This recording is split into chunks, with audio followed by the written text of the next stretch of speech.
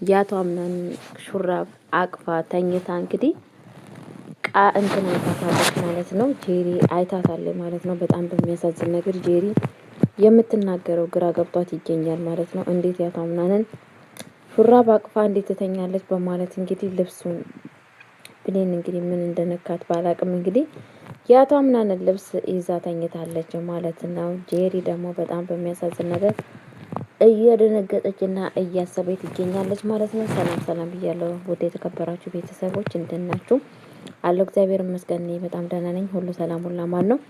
እግዚአብሔር ይመስገን እኔ በጣም ደህና ነኝ። ለቤት አዲስ ሆናችሁ ላይክ እና ሼር እያደረጋችሁ እንድታበረታቱን በአክብሮት ጠይቂያችኋለሁ። በዛውም ደግሞ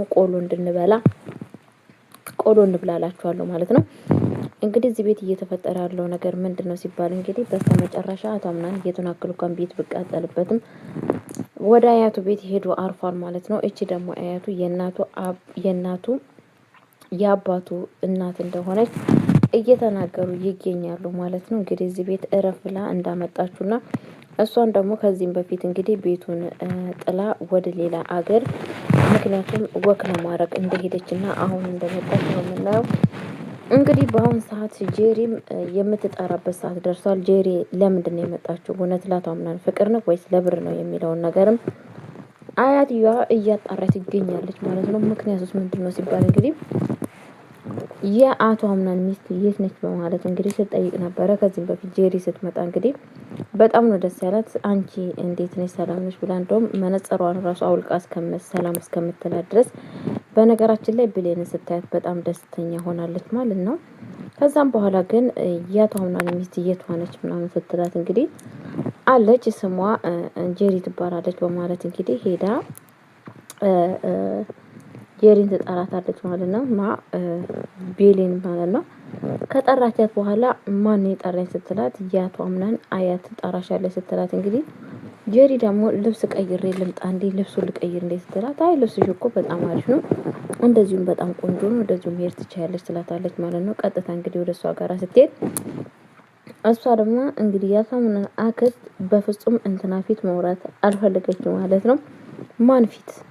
ምክንያቱም በፍጹም ሜርሲ ፊት መውራት አልፈለገችም ማለት ነው።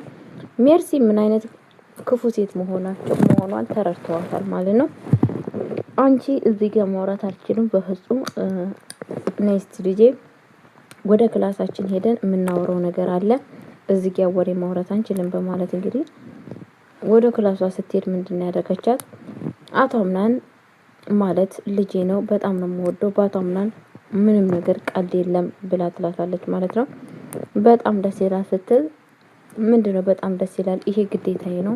ማንም ሰው በአቶ አምናን ቤት ያሌለው ሰው መጥቶ በላው ላይ ልጫወት አልፈልግም። ስለዛን የሆነ ነገር የማደርገው ነገር አለ በማለት እንግዲህ ለሷ ስታማክራት ነበር ማለት ነው። ማለት ምን ማለት ነው ስትላት የምልሽማ ነገር ሜርሲን ከዚህ ቤት አቶ አምናን እንዲያስወጣትና ምንም ነገር ለሱ አስተያየት እንዳይኖራት፣ ምንም ነገር ለሷ ምንም ቦታ እንዳይኖረው ለሱ መናገር አለብሽ። ከዛን ሜርሲን ከዚህ ቤት ማስወጣት አለብን። ያንን ሁላ ነገር ካደረግሽ እኔ ደግሞ ይሄንን የምታውን ቤት በስምሽ አደርግልሻለሁ በማለት እንግዲህ ትነግራታለች ማለት ነው። ጄሪ እውነትሽን ነው ይሄን ቤት በስሜ ታረጊያለሽ ትላታለች ማለት ነው። አዎ ምን ችግር አለው ብቻ አንቺ ያልኩሽን ነገር አድርጊ።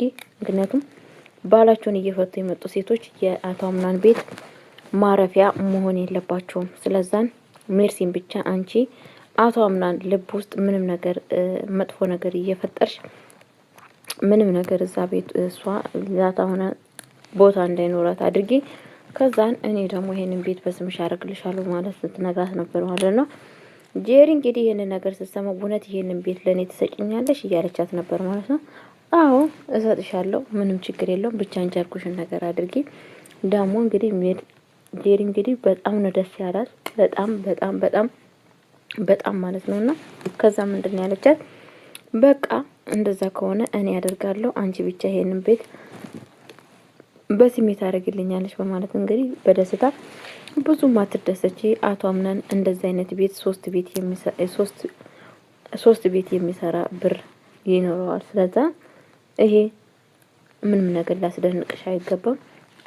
አንቺ ብቻ የምልሽን ነገር ብቻ አድርጊ በማለት እንግዲህ ትነግራታለች ማለት ነው። ከዛም በኋላ እንግዲህ የተፈጠረው ነገር ምንድነው በማለት እንግዲህ በነገራችን ላይ በጣም ነው እየደነገጠችው እሷም። ከዛም በኋላ እንግዲህ ሜርሲሻ ጄሪሻ የቁም ህልምን የመሰላት የቁም ህልም ማለት ነው ማመን ያቃታት እንግዲህ ቤቱንም የኔ ቤት ነው በማለት እንግዲህ ቤቱንም እየጎመኘ ትገኛለች ማለት ነው።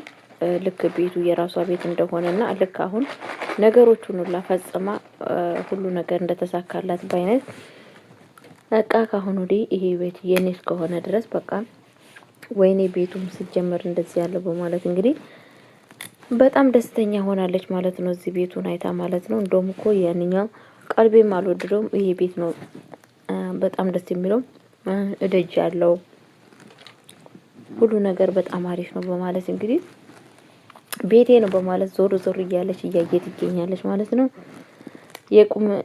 የቁም ህልም እንግዲህ ሜርሲሻ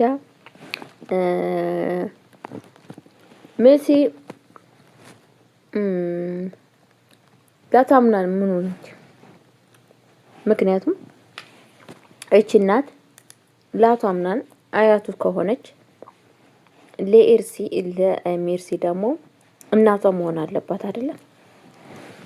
እኔ እንደማስበው ሜርሲ ምንም ነገር ካቷምናን ጋር ያላት ነገር አይደለም። ግን እኔ ብቻ አላቅም።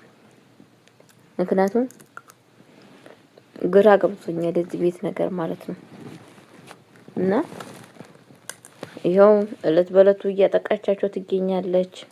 አቷምናን እስካሁን ጠላቶችን አላወቀም።